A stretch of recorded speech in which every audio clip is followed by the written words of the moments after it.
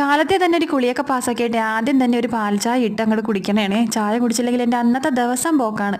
അത് കഴിഞ്ഞേച്ചും നേരെ പോയി കഞ്ഞിക്കിട്ട് കഞ്ഞിക്ക് വെള്ളം വെച്ച് ഒപ്പം അരിയും കഴുകിയിട്ടുണ്ട്. രാവിലത്തേക്ക് നമുക്ക് കഴിക്കാൻ വേണ്ടിയിട്ട് പൂരിയും ഉരുളക്കിഴങ്ങ് കറിയുമാണ് കേട്ടോ.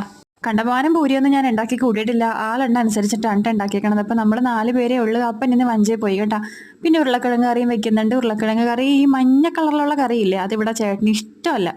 ഇച്ചിരി എന്തെങ്കിലും എരിവിൽ വയ്ക്കാൻ പറയാം. അപ്പോൾ ഞാൻ കരുതി എന്നാൽ ഒരു മസാലക്കറി പോലെ ആക്കിയെടുക്കാമെന്ന്. അങ്ങനെ ദേ ഉരുളക്കിഴങ്ങ് മല്ലിയും മസാലയൊക്കെ ഇട്ടിട്ടാണ് ഉണ്ടാക്കിയെടുത്തേക്കണത്. അങ്ങനെ നമ്മുടെ പൂരിയും ഉരുളക്കിഴങ്ങ് കറിയും റെഡി ആയപ്പോഴത്തേക്കും പെട്ടെന്ന് തന്നെ രാവിലത്തെ കാപ്പി കൂടി അങ്ങോട്ട് കഴിച്ച്.